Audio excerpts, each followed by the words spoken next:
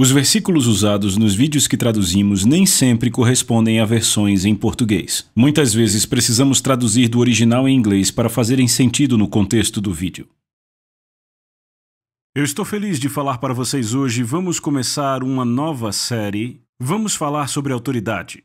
Vocês sabem que muita coisa vem sendo falada sobre autoridade e muitas vezes cristãos, especialmente cristãos, têm a ideia de que estamos num lugar onde Deus não nos enxerga, somos apenas um vermezinho sem valor, faz parte de um treinamento religioso que vem passando por círculos religiosos através dos anos. Eles tentam se fazerem humildes. A Bíblia diz: humilhai-vos debaixo da poderosa mão de Deus. E da palavra, devemos nos humilhar debaixo da palavra de Deus. Então falaremos sobre autoridade e como Deus entregou domínio e autoridade neste planeta. Eu lembro de ouvir uma história uma vez e ela é meio engraçada, mas é bem verdadeira, sobre certos cristãos. O telefone estava tocando e ele atendeu, era um lugar de negócios. Disseram: eu quero falar com alguém aí com um pouco de autoridade. Ele disse: bem, fale comigo, eu tenho tão pouco quanto qualquer um. E sabe, é assim que temos nos comportado todo esse tempo. Pensamos que Deus nos colocou aqui nesse planeta e estamos nos esforçando, apenas tentando chegar bem no final, ficar bem com Deus para Ele nos dar um casebre no céu. Bem, quando vamos para a Palavra de Deus e estudamos corretamente a Palavra de Deus, encontramos uma história bem diferente. Eu vou mostrar isso a vocês. Eu quero ir para Mateus capítulo 8, se você tem aí sua Bíblia. Mateus capítulo 8, e eu quero começar lendo do versículo 5. E quando Jesus entrou em Cafarnaum, veio até ele um centurião, implorando a ele, dizendo: Senhor, o meu servo jaz em casa de cama, paralítico, sofrendo horrivelmente. E Jesus lhe disse: eu irei e o curarei. O centurião respondeu e disse: Senhor, eu não sou digno que você venha à minha casa, mas fala apenas a palavra, e o meu servo será curado. Agora notem o que o homem disse. Ele disse: eu não sou digno que você venha à minha casa. Veja, ele não estava se pondo para baixo como muitos cristãos fazem, porque você tem que entender que esse era um centurião romano. Ele era um gentio. E se você se lembrar, quando Jesus ungiu os 12 discípulos para irem e pregarem, ele disse: não vão para nenhum lugar a não ser a casa de Israel. O evangelho foi para o judeu primeiro e depois para os gentios. Ele disse: não vão pelo caminho dos gentios. Então esse é um gentio. E ele é um centurião romano. E ele disse: eu não sou digno que você venha à minha casa, fala apenas a palavra, e o meu servo será curado. Agora notem o que ele continua dizendo: pois eu sou homem sujeito à autoridade e tenho soldados debaixo de mim. Vê, para ter autoridade, você tem que estar debaixo de autoridade. Devemos nos submeter à autoridade final, à autoridade de Deus e da sua palavra. A palavra de Deus é a autoridade final a qual nos sujeitamos. Independentemente do que pensamos sobre isso, a palavra é a autoridade final. Eu sou homem sujeito à autoridade, tenho soldados debaixo de mim, digo a este vai e ele vai, ao outro vem e ele vem, ao meu servo faz isto e ele faz. Então, se houvesse algo, veja, ele era um homem militar. Se tem algo que os militares realmente entendem, é a autoridade. Porque eles têm seus sargentos e você já viu nos filmes que eles falam de uma forma bem brava e as pessoas quebram a sua vontade para fazer o que está sendo mandado, porque no serviço militar, quando o comandante fala para você fazer algo, você faz, independentemente do que você pensa ou o que quer que seja. Então esse é um homem militar, ele entende a autoridade. Sou homem sujeito à autoridade e tenho soldados debaixo de mim. Eu entendo, em outras palavras. E um dia, quando eu estava lendo isso, meditando na palavra, eu perguntei ao Senhor, eu disse: Senhor, por que esse homem tinha tamanha fé? E você descobre que Jesus disse sobre esse homem que ele tinha fé maior do que todos debaixo da aliança. Vamos lá, vamos ler. Ouvindo isso, admirou-se Jesus e disse aos que o seguiam: em verdade vos afirmo que nem mesmo em Israel achei fé como esta. Então eu perguntei ao Senhor: Senhor, por que esse homem tinha tamanha fé? Ele não estava debaixo da aliança. Ele ainda não tinha acesso a esta aliança, mas Jesus disse: este homem teve uma fé maior que todo o povo da aliança que ele havia conhecido. Bem, o Senhor me disse: volte e leia o versículo 9, porque o homem fala com a própria boca dele. Eu sou homem sujeito à autoridade e tenho soldados debaixo de mim. Ou seja, ele sabia que os soldados debaixo dele tinham que se submeter à sua autoridade, e ele sabia que Jesus tinha autoridade sobre doenças e enfermidades, porque a Bíblia diz que Deus ungiu a Jesus de Nazaré com o Espírito Santo e com poder, o qual andou fazendo o bem e curando todos os opressos do diabo. Então ele sabia que Jesus tinha autoridade, não havia dúvida sobre isso. Quando checamos as coisas que Jesus fez, era preciso ser cego, surdo ou ignorante para não reconhecer as coisas que Jesus fazia. Porque lemos que ele curava os enfermos, ressuscitava os mortos, expulsava demônios, ele parava tempestades e matava figueiras com a sua palavra. Então, sabe, isso chamava a atenção. Então, sabemos que este homem entendeu que Jesus tinha autoridade. E ele disse, você não precisa vir para minha casa, eu sei que sou indigno. Você vê, naquela época, sabe, as pessoas hoje acham que são discriminadas. Sabe, aqui você podia falar de discriminação se não lesse direito a palavra de Deus, sabendo que o evangelho foi primeiro para o judeu e depois para o gentio, porque Jesus disse aos seus discípulos, não vão pelo caminho dos gentios, vão apenas para a casa de Israel. Mas havia um tempo chegando. Veja, o apóstolo Paulo foi quem trouxe essa revelação de que o evangelho também era para os gentios, ele não fora aceito pela geração passada, mas Paulo disse, através dos apóstolos e profetas, ele agora é feito conhecido entre nós. E claro, aqui temos um homem que diz, você não precisa orar pelo meu servo, você não precisa, sabe, vir à minha casa, nem impor as mãos sobre o meu servo. E sabe, se você voltar para ver tudo que Jesus fez, ele ministrou bastante por imposição de mãos, houve pessoas que se esticaram para tocar suas vestes e foram curadas, a unção de Deus estava sobre ele. Então, Jesus estava operando em autoridade, mas hoje há muita confusão sobre com qual tipo de autoridade Jesus operou, debaixo de qual ele estava. Às vezes as pessoas chegam e dizem, mas é porque Jesus ele era Deus na terra. Veja, isso soa correto para um homem religioso, mas eu quero lembrar a você que Jesus nasceu nesse planeta. Ele tinha um corpo físico de carne e osso, ele nasceu aqui, e esta é a entrada legal neste planeta. E vamos entrar em mais detalhes sobre isso mais tarde, mas deixa eu dizer aqui que todo ser espiritual neste planeta, que não tem um corpo físico de carne e osso, é severamente limitado no que pode fazer. Então era necessário que Jesus nascesse na Terra com um corpo físico. Conhecemos a história do seu nascimento, ele foi concebido por uma virgem, nasceu nesta terra, Deus é o seu pai, ele não teve pai terreno e a linhagem de sangue segue o pai, não a mãe. Veja que o sangue de uma criança, o tipo sanguíneo que uma criança tem, tipo A, tipo B e por aí vai, vem do pai. Em outras palavras, é do mesmo tipo do pai, sempre. Nunca do tipo da mãe. Agora, isso nos dá uma visão de por que Jesus teve que nascer nesse planeta, pois por ter nascido com um corpo físico de carne e osso, ele é um homem, ele entregou o seu poder de divindade como Deus quando veio a essa terra, ele se despojou daqueles poderes. Filipenses 2 declara que ele a si mesmo se humilhou, ou seja, ele não achou que o mais importante era ser igual a Deus, ou que era uma coisa para se agarrar, mas ele se esvaziou dos seus poderes de divindade quando veio à terra, da glória que ele tinha quando estava no céu. Ele veio aqui como homem. Ele nasceu nesse planeta, e então ele agiu como homem, e de fato Jesus estava fazendo tudo isso com a autoridade de um homem, mas com a unção de Deus. Vamos falar disso mais tarde, mas note aqui que ele se virou para o homem e disse, essa é a maior fé que eu já vi em toda Israel.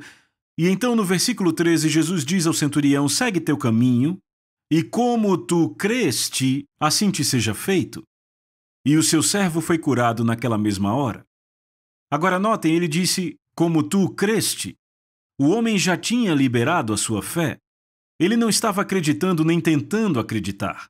Sabe, pessoas dizem, eu estou tentando acreditar em Deus ou estou acreditando em Deus. Esse homem já tinha crido. Ele já tinha liberado a sua fé, e como ele liberou sua fé, ele liberou a sua fé nas palavras que ele falou. Ele disse coisas como: você não precisa vir à minha casa. Agora eu vou te perguntar. Se algum grande evangelista de cura viesse à sua cidade e você falasse com ele sobre um amigo doente, e ele dissesse: bem, eu vou ministrar a ele, será que você diria: ah, não, você não precisa fazer isso, apenas fale a palavra e ele será curado? Não, você diria: vamos lá, não é? Mas aqui está um homem que liberou a sua fé nas palavras de Jesus.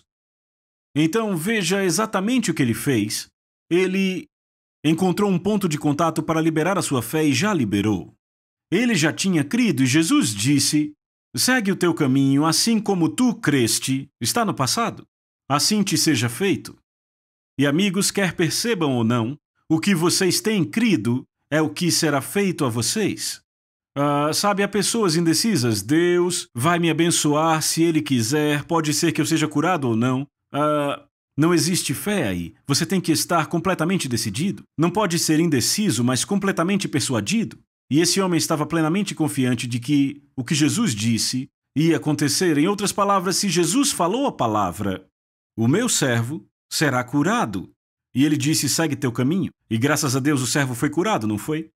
Bem, é interessante notar que este homem, que conhecia a autoridade, sabia que Jesus tinha autoridade sobre a enfermidade, tinha autoridade sobre demônios e espíritos maus. Então ele disse: fala apenas a palavra. Então, esse é o maior tipo de fé que você pode ter. É liberar a sua fé na palavra de Deus. Agora, perceba que esta Bíblia é a palavra de Deus. Ela não apenas contém a palavra de Deus, é a palavra de Deus. E quando liberamos a nossa fé nas palavras de Jesus, então vem a acontecer exatamente como ele disse: assim como tu crestes, da mesma forma te seja feito. Bem, graças a Deus, aconteceu exatamente da forma que ele disse, exatamente da forma que ele creu, e o servo foi curado na mesma hora. É ótimo saber que funcionou exatamente como ele creu. Agora, estamos falando de autoridade e acabamos de ver em Mateus capítulo 8, onde o servo do centurião foi curado porque ele liberou a sua fé nas palavras de Jesus. Eu quero ir, estamos falando de autoridade, sobre a autoridade do homem e de Jesus. Então vamos voltar para Gênesis, porque sabe, para entendermos a autoridade, o Senhor me disse sobre o relato em Mateus capítulo 8, quando o centurião disse: você não precisa vir à minha casa, fala apenas a palavra e meu servo será curado. Ele disse: se o meu povo usasse a fé da forma como esse centurião usou, e se o meu povo entendesse a autoridade como este centurião entendeu a autoridade, poderiam operar no mesmo tipo de fé que ele operou. E Jesus disse que era maior, fé que ele já tinha visto, mesmo entre o povo da aliança. Então, para entendermos a autoridade, temos que voltar para Gênesis capítulo 1. Deus criou o homem à sua imagem. Vemos em Gênesis capítulo 1, verso 26 ao 28. E disse Deus: façamos o homem à nossa imagem, conforme a nossa semelhança, tenha ele domínio sobre os peixes do mar, sobre as aves dos céus, sobre os animais domésticos, sobre toda a terra. Criou Deus, pois, o homem, à sua imagem, a imagem de Deus o criou, homem e mulher os criou. E Deus os abençoou e lhes disse: sede fecundos, multiplicai-vos, enchei a terra e sujeitai-a, e tenha domínio sobre os peixes do mar, sobre as aves dos céus e todo animal que rasteja sobre a terra. Agora você nota aqui que Deus criou o homem à sua imagem, conforme a sua semelhança, e Deus deu a ele autoridade e domínio sobre este planeta. Por quanto tempo, de fato ele não diz, mas quando entramos na última parte desse capítulo, vemos que no final do 6º dia, o homem foi feito à imagem e semelhança de Deus. Isso é profético. Eu creio que depois de 6.000 anos da história humana, porque um dia para Deus são como 1.000 anos e 1.000 anos como um dia, o homem outra vez será a plenitude da imagem e semelhança de Deus. Quanto tempo depois dos 6.000 anos não sabemos, mas sabemos que antes do reino milenar de Cristo haverá uma grande mudança.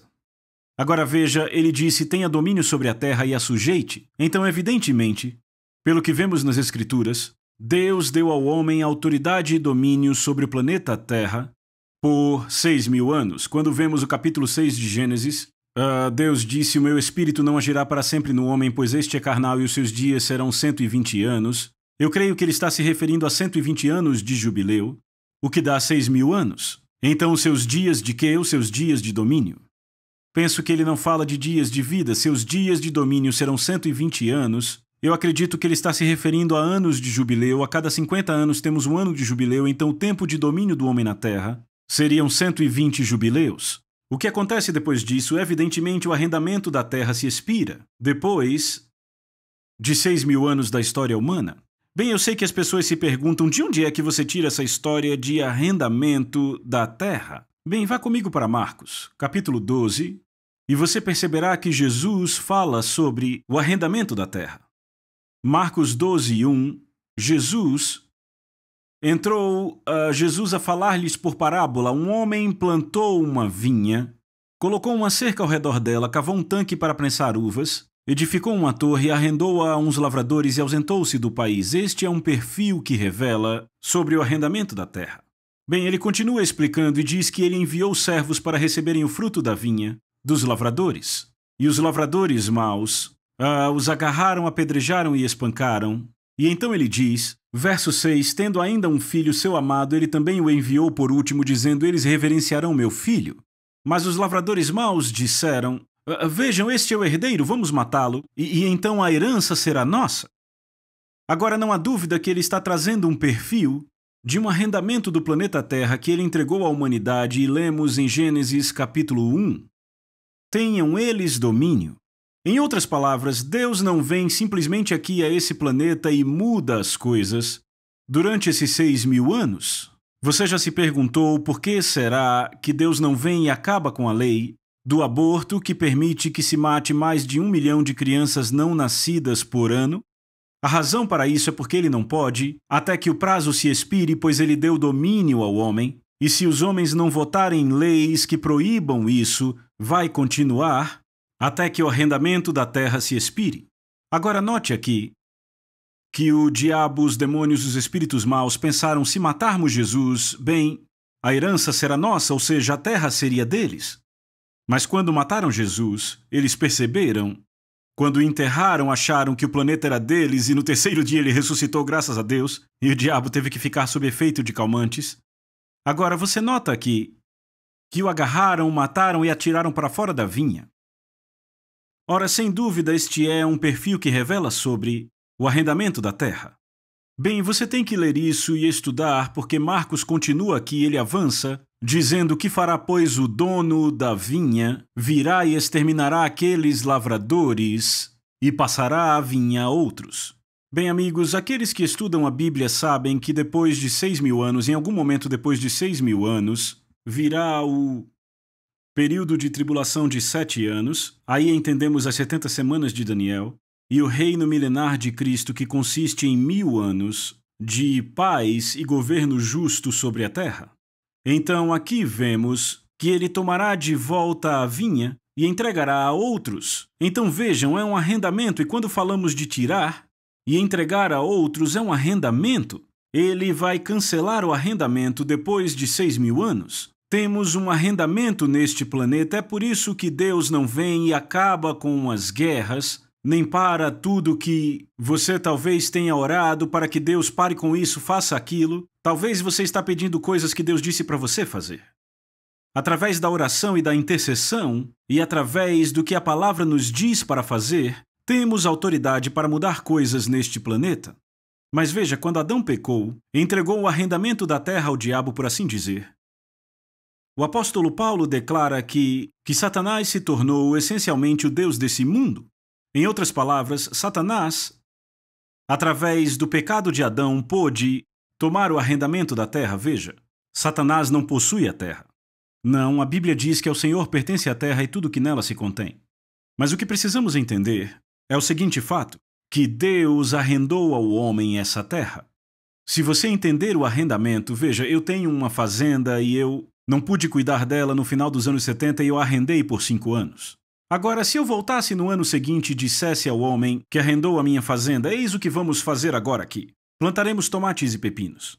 Eu sei o que ele diria, não iremos não. Vamos plantar algodão e soja. Eu poderia dizer, bem, essa é a minha fazenda. Ele diria, sim, mas eu tenho um arrendamento dela. E enquanto o arrendamento estivesse valendo, eu não poderia decidir o que era feito com aquela fazenda. Era ele que ia decidir porque ele tinha um documento legal que a arrendava para ele. Amigos, a Bíblia é um documento legal. E isso vai responder a você muitas perguntas do porquê algumas coisas já não foram mudadas por Deus nesse planeta. Sabe, às vezes ouvimos pessoas dizerem coisas assim, bem, Deus tem tudo sob controle. Isso é um pouco enganoso. Porque se Deus tem tudo sob controle, então ele realmente bagunçou tudo. Eu estou falando desse planeta agora. Sabe, alguns pensam que isso é blasfêmia, mas não é, apenas pense um pouco sobre isso. Matar mais de 1 milhão de bebês por ano, bebês não nascidos, guerras, pessoas morrendo com tiros. Sabe, essa não é a vontade de Deus. E por que Deus não para isso? Porque ele não pode. Por causa do arrendamento do planeta. Ele deu ao homem autoridade sobre o planeta. Mas, amigos, o dia está chegando e não está muito longe, quando esse arrendamento vai expirar e Deus vai mudar algumas coisas neste planeta. Então você precisa saber que Deus deixou algumas revelações para nós nas Escrituras que nos ajudam a entender porque Jesus teve que nascer com um corpo de carne e osso. Ele teve que vir aqui com um corpo de um homem. Ele não poderia vir aqui e, sabe, estar aqui como Deus. Agora, eu sei que alguns de vocês estão dizendo bem, eu sei que Jesus era Deus porque a Bíblia diz que no princípio era o Verbo estava com Deus e o Verbo era Deus. E o Verbo se fez carne e habitou entre nós. Deus na carne. Eu vou explicar. Vá comigo para Lucas capítulo 3, vamos ler bem rápido aqui. Lucas capítulo 3, verso 21. E aconteceu que ao ser todo o povo batizado também o foi Jesus, e estando ele a orar, o céu se abriu, e o Espírito desceu sobre ele como pomba, e ouviu-se uma voz do céu, Tu és o meu filho amado, em ti me comprazo. Ora, tinha Jesus cerca de 30 anos ao começar seu ministério, sendo como se supunha filho de José. Sabemos que ele não era filho de José. Mas agora, notem que aos 30 anos ele não tinha feito nenhum milagre, não tinha expulsado nenhum demônio e não tinha curado nenhuma pessoa sequer. O ponto que eu quero fazer aqui é o seguinte. Eu acho que é muito óbvio. Ele não podia, ele nasceu nesse planeta como homem. Ele estava operando como homem, até que Deus o ungiu com o Espírito Santo e com poder quando ele foi batizado aqui no Rio Jordão. Ele não fez nenhum milagre. Agora, quando você vai ao capítulo 4, nota que verso 14 diz, Então Jesus, no poder do Espírito, regressou para a Galiléia e a sua fama correu por toda a circunvizinhança. Por que diz que a sua fama correu por toda a vizinhança? Ele começou a fazer grandes milagres. Depois que ele foi batizado no Rio Jordão, depois que o Espírito Santo desceu sobre ele, e então ele se levanta na sinagoga, no capítulo 4 de Lucas, verso 18, ele diz, O Espírito do Senhor está sobre mim pelo que me ungiu. Então notem, o Espírito do Senhor está sobre mim pelo que me ungiu. Aí Jesus nos diz porque ele curava os doentes, levantava os mortos, expulsava os demônios e fazia milagres. Porque Deus tinha ungido ele. Então primeiro ele era um homem. Se tivéssemos tempo, leríamos passagens em que Jesus é chamado de homem. O apóstolo Paulo chama Jesus de homem várias vezes, porque ele tinha o corpo de um homem.